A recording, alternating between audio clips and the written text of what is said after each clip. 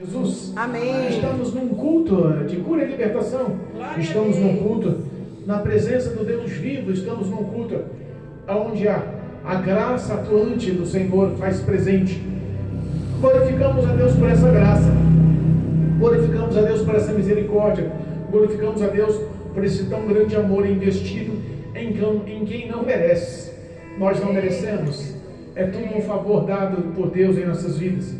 E nós agradecemos que o Espírito Santo está na direção e no comando. E cremos na vitória pelo poder da palavra de Deus e pela autoridade do nome de Jesus em nossas vidas nessa noite. E é justamente sobre graça que eu quero falar. Sobre misericórdia que eu quero falar. Aleluia. Deus me deu uma palavra que está no livro de Mateus. Mateus capítulo 20, versículo 1 em diante. Mateus capítulo 20, versículo 1 em diante. O tema da leitura: a parábola dos trabalhadores na vinha.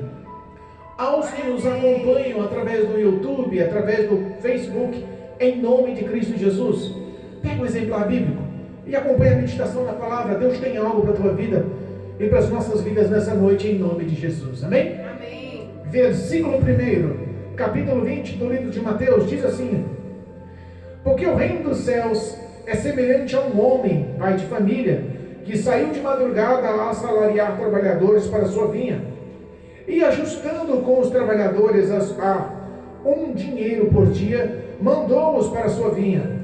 E saindo perto da terceira hora, viu outros que estavam ociosos na praça, e disse-lhes: ide vós também para a vinha, e dar-vos-ei o que for justo.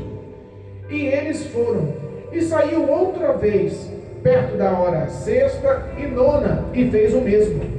E saindo perto da hora 10ª, encontrou outros que estavam ociosos, e perguntou-lhes: por que estáis ociosos todo dia? E disseram-lhe eles: porque ninguém nos assalariou. Dir-lhes ele: ide vós também para a vinha, e recebereis o que for justo. E aproximando-se a noite, disse o senhor da vinha ao seu mordomo: chama os trabalhadores e paga-lhes o salário, começando pelos derradeiros até os primeiros. E chegando os que tinham ido perto da hora 10ª, receberam um dinheiro cada um. Vindo, porém, os primeiros, cuidaram que haviam de receber mais, mas, do mesmo modo, receberam um dinheiro cada um.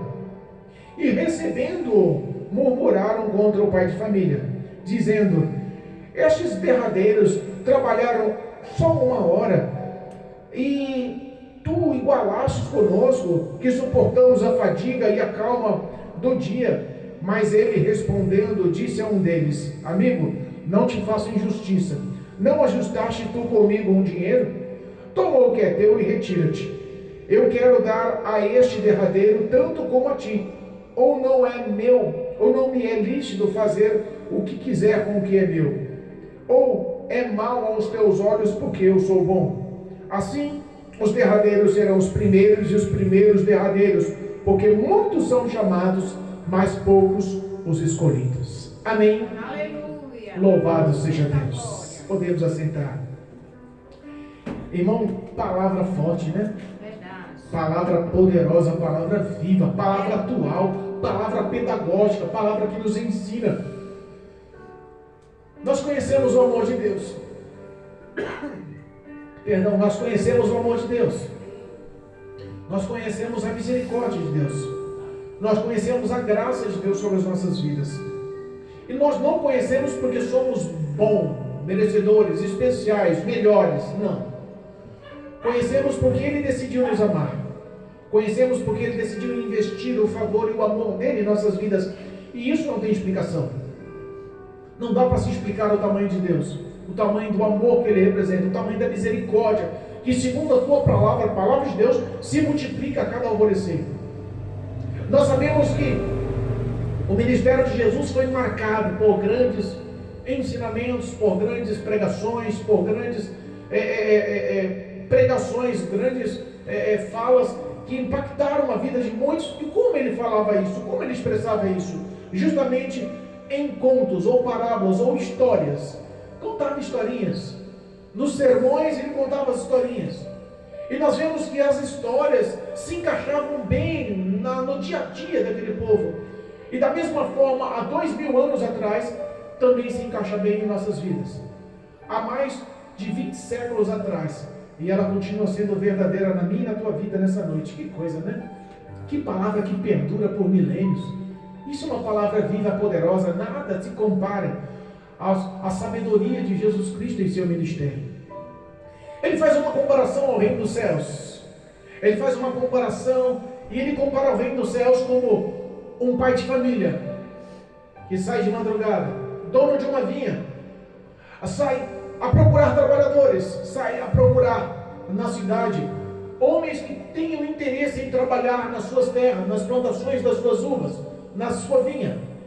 Era de comum naquela época os trabalhadores que trabalhavam por conta, como nós chamamos hoje, a diária, né?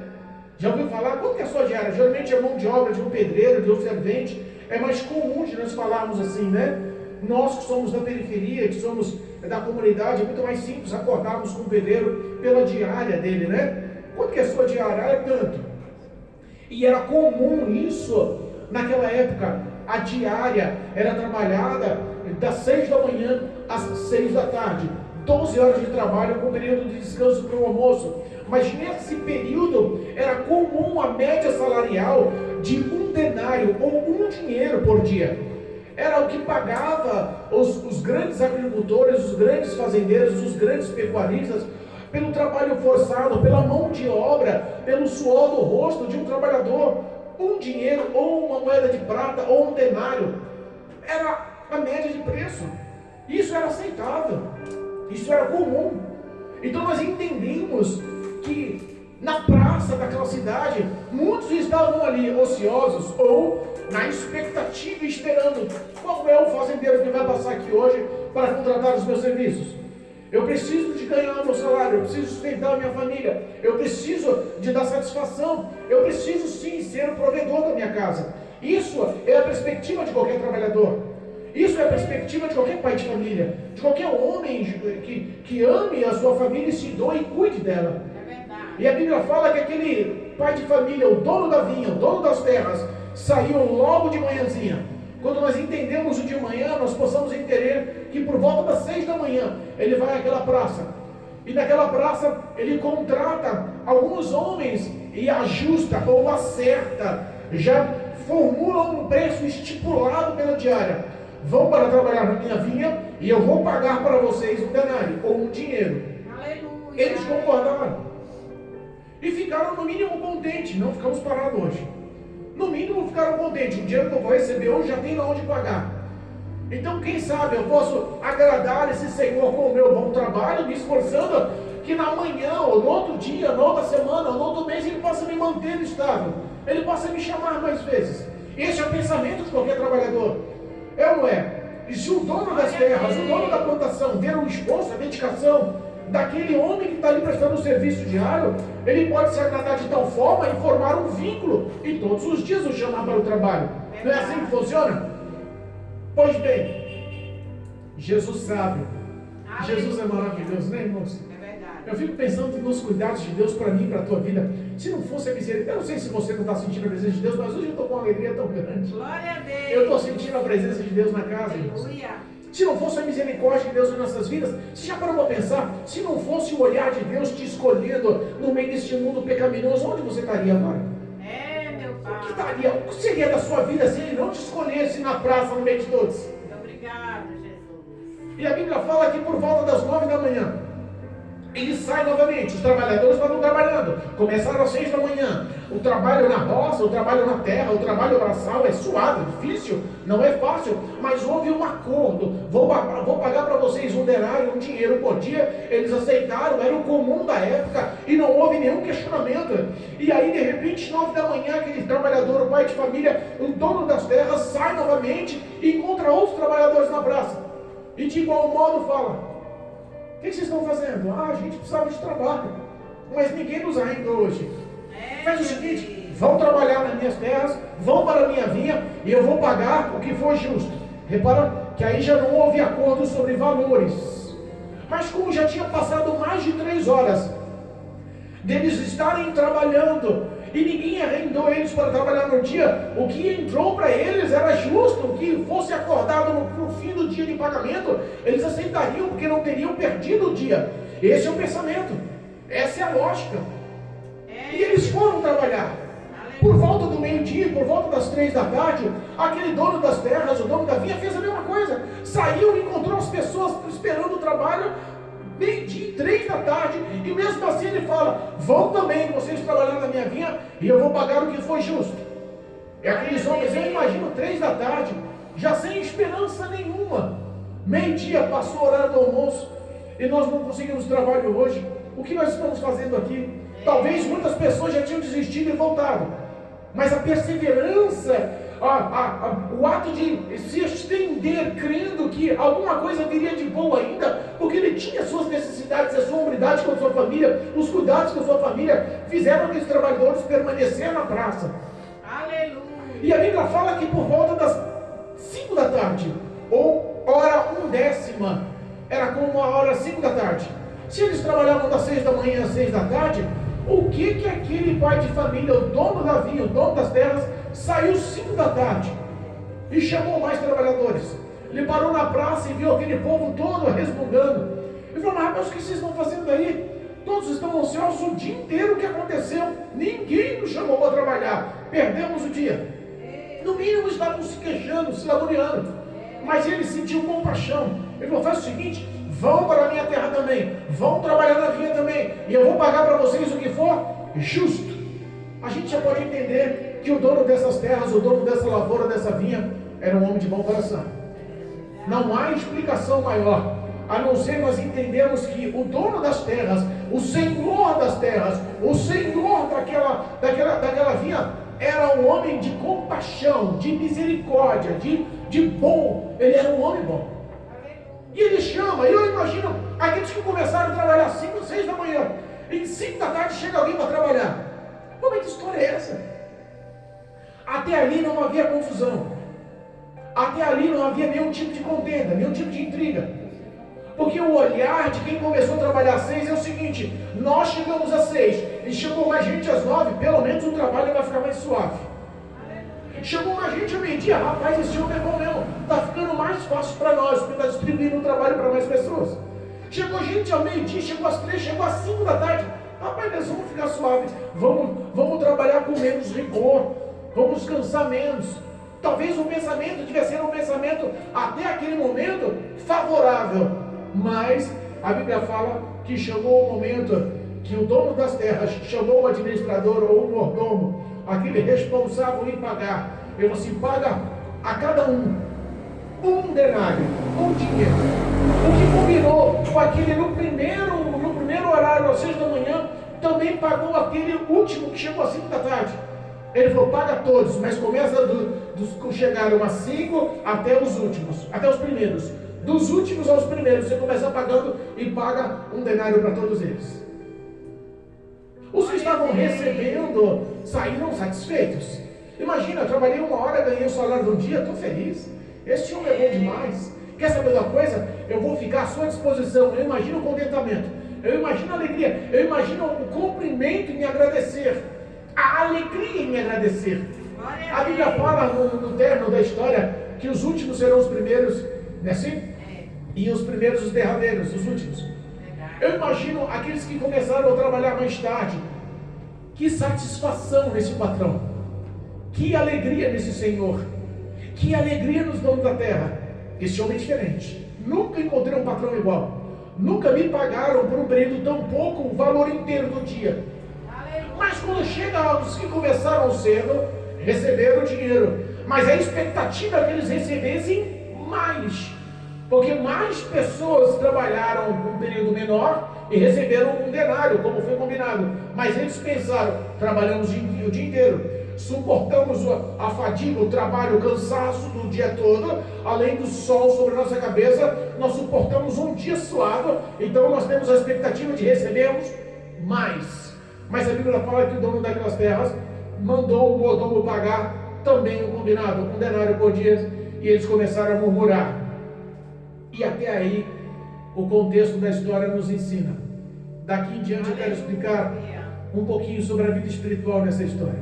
Eita, Jesus. Eu quero que os irmãos entendam um pouquinho da visão espiritual que a mensagem nos passa no dia de hoje. Glória a Deus. Nós podemos fazer a simbologia dessas terras de vinha como a igreja? Podemos ou não podemos?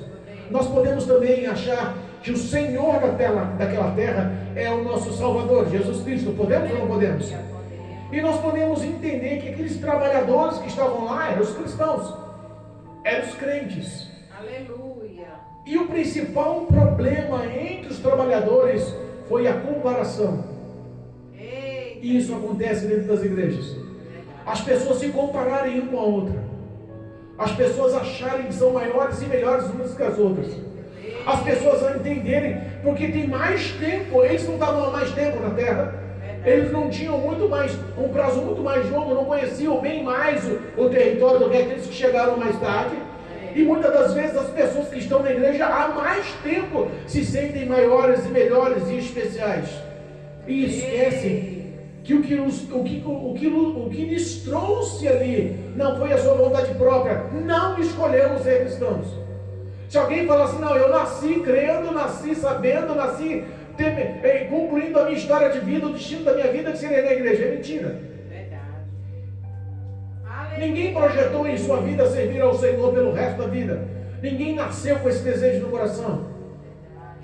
A Bíblia nos fala que nós temos em nossa vida ao nascer um espírito maligno, herança do pecado do homem herdado lá no Éden, por Adão.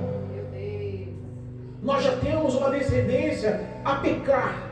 Então não há uma descendência, não há uma tendência em nossas vidas de fidelidade e obediência. Nós temos que lutar e aprender para isso acontecer. O que nós temos na nossa carne, nosso desejo é o erro, é o pecado, é a falha. Então, quando a Bíblia nos ensina lá em Efésios capítulo 2, que fala que a salvação vem pela graça, a salvação vem pelo favor, a salvação vem pelo amor, pela misericórdia de Deus, nós podemos entender que os que estão na casa, só estão na casa porque foram alcançados pela essa graça. Aqueles trabalhadores que começaram às 6 da manhã, tinham que estar gratos por ter um trabalho, por levar o combinado para casa. Às vezes os que estão na igreja, passam muito tempo dentro da igreja e querem se sentir maior ou melhor. Isso é complicado. A gente não querer se pôr no papel dos outros. E por que, pastor, essa pregação nos dias de hoje? Porque eu estou vendo essa palavra acontecendo dentro da nossa igreja. Eita, papaizinho. Essa palavra acontecendo dentro da nossa igreja. Quantas pessoas entraram e saíram desse ministério? Muitas. Quantas pessoas aceitaram a Jesus Cristo? Algumas em choro, algumas de joelho. É verdade. Mas não permaneceram. Quantas pessoas entraram e saíram e se perderam? Meu Deus. Algumas das vezes a gente olha e não consegue se colocar na posição do próximo. Aqueles trabalhadores que estavam lá na terra, na vinha, trabalhando desde cedo, poderiam entender um pouco mais sobre misericórdia e compaixão. Ninguém quer mais se pôr na posição do outro, porque a necessidade que ele tinha às 6 da manhã, aqueles que tinham às 9, ao meio-dia, às 3, às 5 da tarde, era a mesma. A responsabilidade de cuidar da família, o amor que tinha em ser o provedor da família. O pai de família, naquela época a mulher não trabalhava fora. Quem trabalhava era o pai, era o homem que provia a família, que sustentava, que cuidava da família. A responsabilidade pesava tanto para aquele que começou às 5 da tarde, como aquele que começou às 6 da manhã. E o que foi ajustado e combinado foi só com os das 6 da manhã. Só eles tinham a certeza de receber o que foi combinado. Os demais foram ali trabalhando com gratidão, esperando alguma coisa a receber. Aleluia. Quando nós trabalhamos só por recompensa, nós perdemos o foco da misericórdia. Nós perdemos o foco da gratidão. Muitas pessoas estão usando a igreja com o foco de recompensa. E nós vemos aqui, por que eu falei que essa palavra encaixa na nossa igreja? Porque nós vemos aqui a graça e a misericórdia atuante. Glória a Deus. Obrigado. Nós oramos pelo Maurício, décadas, né? Verdade. Aceitou Jesus Cristo. Aleluia. Se reconciliou com Deus. Voltou para a casa do Pai. Talvez esse chega, comparado com aquele que começou a trabalhar às 5 da tarde. Mas domingo levantou as mãos. Aleluia. Domingo aceitou Jesus Cristo. Glória. Domingo renovou a aliança com Deus. A recompensa que é pela graça, a misericórdia e o amor que é pela graça, que recai sobre a minha vida, a vida da pastora, da minha esposa, da Mara, da Maria, do Marcelo, de todos aqui, não pode ser a mesma da vida do Maurício, que aceitou Jesus domingo agora. Verdade, meu Deus. Aleluia. Tem gente que não sente alegria nesse ato. E aquele que não consegue se alegrar com uma alma rendendo ao Senhor, não consegue entender o que é o Evangelho. Nunca se encontrou com Jesus, não conhece Cristo, nunca se enquadrou nas palavras. Aqueles trabalhadores que ao ato de receber pensaram, não, eu mereço. Mas o que Deus nos prometeu, Ele cumpre. Sabe o que Ele nos prometeu? Ele nos prometeu a presença dEle. Amém. Todos os dias, até a consumação dos séculos. Ele nos prometeu a presença do Espírito de Deus em nosso coração. Ele nos prometeu que se formos fiéis, se formos obedientes, se andarmos nas leis, nos estatutos, nos mandamentos do Senhor, se nós guardarmos essa palavra, nós receberemos o que foi ajustado. Por quê? O galardão nos céus. Glória a Deus. Dessa forma. Não há uma recompensa maior ou melhor. O pagamento é para todos. Ou alguém vai receber o galardão fora dos céus. Eu vou te dar tua coroa, mas tu fica lá no inferno. Opa, não. Eu quero ficar no céu. Aleluia, glória a Deus. Então o preço combinado é o mesmo. A salvação em Cristo Jesus. O preço combinado, o que foi ajustado, o que foi acertado entre Jesus Cristo e a humanidade, foi a salvação, a entrada no reino dos céus. Não foi nenhum tipo de recompensa na face da terra. Eu mereço ganhar mais. Não, mas Jesus te prometeu entrar nos céus. Jesus não te prometeu o carro importado, o apartamento triplex, a viagem para a Europa, o cartão de crédito sem limite, a promoção da empresa, te fazendo um empresário. Jesus não te prometeu nada sobre a face da terra. Verdade. Ele não te prometeu casar com aquele personal trainer, não, bonitão. Não te prometeu casar com aquela modelo bonitona, não. Ele te prometeu que no mundo teríamos aflições. Olha só. Eita, Jesus. E a aflição de um dia trabalhando na roça, na terra, cuidando da vinha, é uma aflição realmente que temos que entender. Quando eles falaram, aqueles que chegaram às 5 da tarde, que trabalharam só 1 hora, não suportou o que nós suportamos, todo o cansaço do dia, o enfado do dia, além do sol pesando nas nossas cabeças. Mas repara, que muitas das vezes as pessoas que começam mais tarde têm muito mais ânimo e vigor e mais força, mais gratidão e mais fidelidade conosco. Verdade, meu Deus. Quer um exemplo? Vou dar um exemplo. Aquele cristão que nasceu no Evangelho, o pai é cristão, a mãe é cristão, nasceu, teve os filhos, foram criados no berço evangélico, a vida inteira estiveram na igreja. Repara que muitas das vezes esses são mais cômodos, são mais sossegados. Não tem aquela dinâmica, aquela garra, aquela força. Não faz o que muitas das vezes os que vêm de fora, muitas das vezes do mundo outrora, negado e afastado da sociedade. Verdade. Quando um marginal, um ladrão, um traficante, uma prostituta, quando um dependente químico, quando um alcoólatra, quando um drogado, quando um homem desse se converte, quando um homem que vem de outras religiões, quando o homem desse se dedica e é transformado, alcançado, mudado, liberto por Deus, um homem desse é muito mais grato. Quem muito foi perdoado, muito amor. É verdade. Quando nós reconhecemos que somos muito perdoados, quando nós reconhecemos que o nosso destino era a morte, quando nós reconhecemos que toda a história da nossa vida resumia no inferno e que nós merecíamos essa condenação, e Jesus veio com graça, com misericórdia e fala: você merece o inferno, mas a partir de agora a minha graça te envolve e eu te dou uma esperança nos céus. Glória a Deus, aleluia, Senhor. Isso não pode, irmãos, acontecer na perspectiva da visão da igreja. Sabe que o que nós vemos trabalhadores, o que me vem à mente, Neemias. Neemias era copeiro do rei, não é assim que diz a palavra? E quando ele decidiu ir lá construir as muralhas da cidade de Jerusalém, que estavam derrubadas, com o coração partido, ele foi e projetou. O que ele projetou? A construção e a segurança. A Bíblia fala que os trabalhadores da muralha, junto com Neemias, tinham em uma mão ferramenta de trabalho, a ferramenta de construção do muro, mas na outra mão tinha espada, tinha arma guardando, segurando, porque a qualquer momento eles poderiam ser atacados. Aleluia. O que eu vejo é que às vezes na igreja tem muita gente boa de ferramenta, mas péssima com a arma, com a espada. Dentro da igreja tem ferramentas que são lustradas, porque são usadas todos os dias.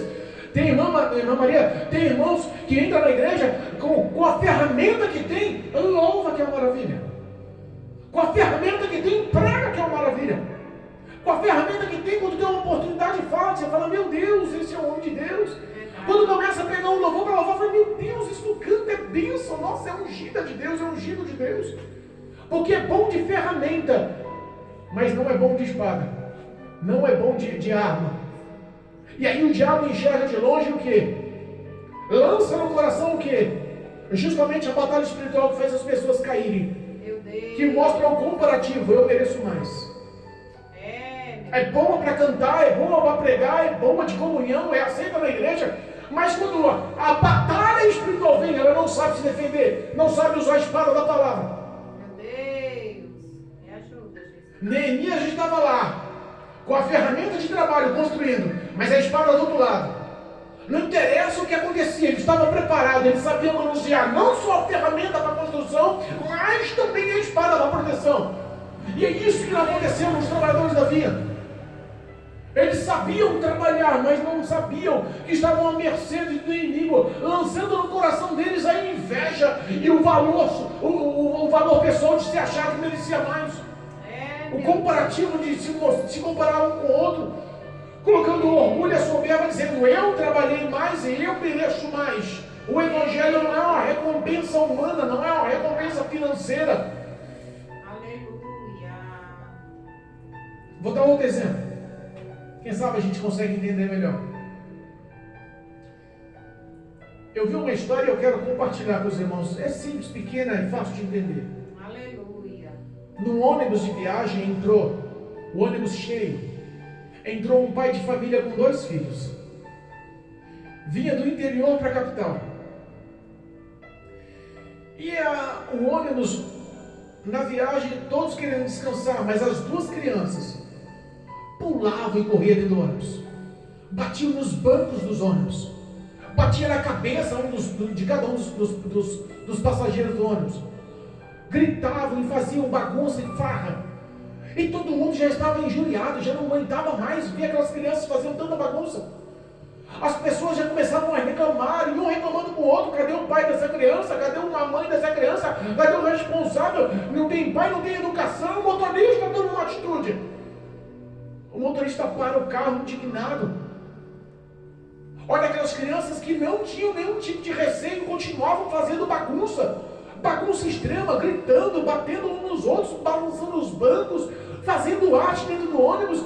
E aí o motorista levanta e diz, quem que é os pais dessa criança? Aí levanta aquele homem.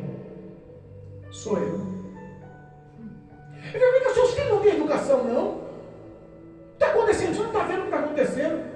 O pai meio que flutuando, a mente longe, o coração longe, estava presente, mas os pensamentos e os sentimentos estavam longe. E o pai olha e fala assim, me perdoa. Me desculpa, eles estão realmente fazendo bagunça e eu não percebi. Me perdoa, todos vocês me perdoem. Mas eu vou explicar o que está acontecendo. Eu acabei de vir do hospital do interior e a mãe deles acabou de morrer com câncer. Talvez eles não estão sabendo lidar com a perda da mãe, a morte da mãe, a ausência da mãe. Estão voltando aqui revoltados e gritando e fazendo esse tipo de farra, de bagunça, porque o coração e a mente deles estão confusos pela morte, pela perca, pela dor. Meu Deus. E quando o pai falou assim, ele falou assim, eu não sei o que faço agora, sem a minha esposa, tendo eu responsável para cuidar dessas crianças. Mas vocês me perdoem. O motorista perdeu o chão. Os passageiros todos olharam com vergonha um para si. E começou a mudar a visão das crianças. Já não conseguiam enxergar aquelas crianças bagunceiras, arteiras, gritando, batendo nos bancos, mexendo com os passageiros. Já não conseguiam mais entender que aquelas crianças eram realmente arteiras. Já começou a ver que aquelas crianças eram vítimas. Vítimas da dor, vítimas da solidão, vítimas da ausência, vítimas da morte. Às vezes, nós não conseguimos entender o que está passando o trabalhador que está do seu lado, o irmão que está do seu lado. Os que entraram às 6 da manhã não quiseram saber o que estava acontecendo na vida dos que entrou às 9, meio-dia, 3 e às 5 da tarde. O que eles queriam era recompensa porque achavam que eram melhores. Quando você não sabe o que está acontecendo na vida do teu irmão, você julga se sentir maior ou melhor. Mas se você se pôr no papel dele um dia sequer, se Deus permitisse que você carregasse a cruz dele um dia sequer, a cruz dela um dia sequer, você talvez mudaria o seu pensamento. Talvez a misericórdia encheria o teu coração. Talvez a ação de Deus mudasse a nossa vida, a nossa visão, a nossa história. Talvez nós não seríamos pessoas assim, tão egoístas e amargas, achando que merecemos alguma coisa. Não merecemos nada. O que nós temos vem pela misericórdia e pela graça de Deus. Não há ninguém maior e melhor que os outros aqui dentro. Deus continua cuidando de nós. Aleluia. Eu creio. A dor de um é a dor do outro. A alegria de um é a alegria do outro. A Bíblia me ensina a se alegrar com os que se alegram, mas também a chorar com os que choram. Quando um falta, meu coração aperta. Cadê a irmã Maria, que não veio no domingo? Que não veio na terça? Que não veio na quarta? Essa mãe não pede tudo o que aconteceu. Eu vou lá. As minhas perninhas estavam quase batendo para ir lá, bater na porta. Porque o que acontece? Nós entendemos que passamos provações e lutas, mas a Bíblia nos fala que onde há comunhão e união, Deus ordena a bênção. Nós só vamos ser abençoados se andarmos com comunhão, com misericórdia um com o outro, entendendo a prova, a luta um do outro e se doando, aprendendo a interceder, aprendendo a abençoar, aprendendo a orar e aprendendo também a abençoar de forma material, se possível. Glória a Deus. É verdade. Eles não quiseram. E aí o dono das terras olha você vai brincar. Eu não ajustei com vocês um denário por dia. Eu não faço o que eu quiser com o meu dinheiro. Se eu quiser pagar para eles o mesmo que eu pago para você, eu pago. Ou lhe parece mal eu ser uma pessoa boa? Eita Jesus. Às vezes chegam os mais novos e de repente Deus exalta. De repente Deus bota como líder, Deus bota como, como obreiro, Deus bota como uma obreira, Deus bota na ativa, Deus começa a dar dons, bota uma mulher de oração. Eu há muitos estou clamando aqui por um ciclo de oração. Eu há muitos estou clamando aqui por pessoas que se realmente obedeçam a Deus e não ao pastor. Domingo foi falado isso. Se você ama ao Senhor, se você obedece ao Senhor, não precisa esperar o seu pastor falar. Quando ele falar, se prontifique, é mesmo, pastor, o culto de oração é 4, eu vou participar. Não porque o Senhor está falando, mas porque eu amo a Deus e preciso dessa comunhão com o Senhor. Aleluia, é verdade. Nós aprendemos a amar o próximo quando realmente nós amamos a Deus de verdade. Nós aprendemos a amar a Deus e mostrar esse amor quando amamos ao próximo. Eu não consigo falar para Deus que eu amo se eu não mostrar o amor ao próximo. É verdade. Tem que ter atitudes. O amor ele é provado, ele é concreto, ele é realmente verdadeiro, ele não pode ser só falácia. O amor também não pode ser só fingido. O amor tem que ter obras, atitudes. Aleluia. O que o Marcelo está precisando? O que a irmã Silvia está precisando? O que o diácono José está precisando? O que o pastor Ronaldo está precisando? Por que eles faltaram hoje? O que aconteceu? Será que tem o que comer? Será que está passando frio na madrugada? Será que as contas estão pagas? Como será que está a família deles? Como é que estão os filhos, as filhas, os netos, as netas? Como que será que estão as contas em casa?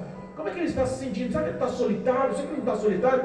Será que se eu fizer uma visita para ele, levar algo para agradar, levar alguma coisa para abençoar? Será que se eu fizer uma oração? Será que se eu sentar e aconselhar? Será que se eu der um abraço, posso ajudar ele de alguma forma? Posso ajudar ela de alguma forma? Aqueles trabalhadores que chegaram antes não quiseram saber de nada a respeito dos que chegaram depois. Meu Deus. E isso está acontecendo nas igrejas. Pessoas que estão andando dentro da igreja por anos a fio e não querem saber dos que estão entrando. Entra gente, sai gente e continua o mesmo povo. Deus. Isso não é real, isso não pode ser real, isso não pode ser verdadeiro, isso não pode ser o Evangelho. O Evangelho é outra coisa. Verdade. Jesus nos deu o maior exemplo do que é ser cristão. Ele nos ensina, se seguirmos os seus passos e andarmos nos seus caminhos, nós verdadeiramente seremos iguais a Ele. Não permita que a dor do seu irmão seja passada por ele só, sofrendo só. Às vezes olhamos e vemos, tem uma coisa errada, mas nós não se doamos para se achegar e compartilhar. O chorar como que chora são poucos que se candidatam. Meu Deus. Aí, o dono da vinha, o Senhor da terra, o dono da igreja, o nosso Salvador, Glória a Deus. termina o contexto dizendo, versículo 16 do capítulo 20 de Mateus: assim, os derradeiros ou os últimos serão os primeiros, e os primeiros os últimos, porque muitos são chamados e poucos os escolhidos. Eita, Jesus, é forte. Quem sabe entender o que é isso?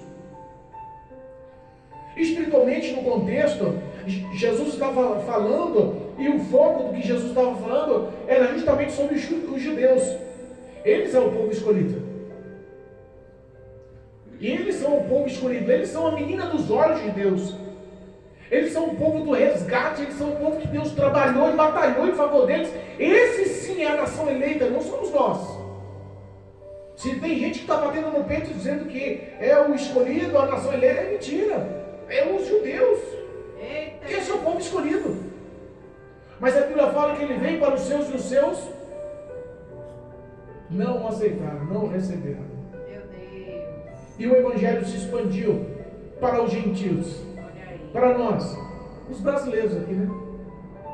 Aleluia. Para nós, pernambucana, né, mano? Pernambucano, o Marcelo, pernambucano também, né, Marcelo? Eita, teve Pernambuco aqui, né? A irmã Maria tem cara de paulistano. Paulistano, Maria? A paulistana não dorme atual, não. A paulistana fica mais vivo aí. Justiça. E nós, gentios, fomos alcançados por essa imensa graça. Aleluia. Muitos são chamados e poucos os escolhidos. Muitos dos gentios estão sendo chamados sobre a face da terra. Os escolhidos continuam sendo os judeus. E nós ficamos pensando assim, por que eles são escolhidos? Porque negam o seu nome até hoje. Nós estamos aqui lutando, trabalhando, batalhando, reconhecemos o Senhor como Senhor e Salvador, e no fim dos tempos o Senhor virá para os judeus. É, meu Pai. Entenda uma coisa, o que Cristo nos acordou, o que Ele combinou conosco foi nos salvar, e isso é pela graça. Agora os judeus são escolhidos. Nós temos outra interpretação também, muitos são chamados e poucos escolhidos. Muitos são os que entram e saem da igreja, e poucos são os que permanecem. Aleluia. Escolhido não é aquele que tem dons, não é aquele que canta bem, não é aquele que fala em línguas estranhas, não é aquele preleitor que tem teologia. Escolhido é aquele que permanece. Aleluia. Não interessa a batalha, a luta, a prova, não interessa a dificuldade, nada nos separará do amor de Deus. Esse é o escolhido. Glória a Deus. Provações, limitações, injustiças, necessidades, nudez, fome, sabe, prisões. Não interessa o que acontece em nossas vidas, nós não abandonamos a Cristo Jesus, não abandonamos o ministério, não abandonamos o Evangelho. Nós somos escolhidos, Aleluia, meu porque somos perseverantes e acreditamos que Cristo dos altos céus nos ouve, acreditamos que a graça nos envolve, acreditamos que o Espírito de Deus nos guia, acreditamos que essa palavra é chão para os nossos pés, acreditamos que o nosso nome está no livro da vida, acreditamos sim no arrebatamento da igreja. Glória a Deus. Eu creio. Amanhã eu vou fazer uma viagem, vou pegar a estrada de carro. Peço as orações dos irmãos. Amém. Foi em Deus. Mas, para pensar, se eu não volto dessa viagem com a minha esposa, ué, a morte pode chegar. Jesus tem potencial, nos aguarda. A morte para nós é Lucro. lucro, é ganho. Essa é a visão dos escolhidos. Seja escolhido. Ame a Deus e mostre o quanto você ama a Deus, amando o próximo. Não perca o foco dessa graça, não. Nós não merecemos. É a graça que nos envolve para sermos chamados filhos de Deus. Saia daqui sabendo o quanto você é especial e o quanto o próximo também é especial. Deus pode nos dar vitória. Que possamos viver esse evangelho em espírito e em verdade. Em nome de Jesus. Amém? Amém. Louvado seja Deus.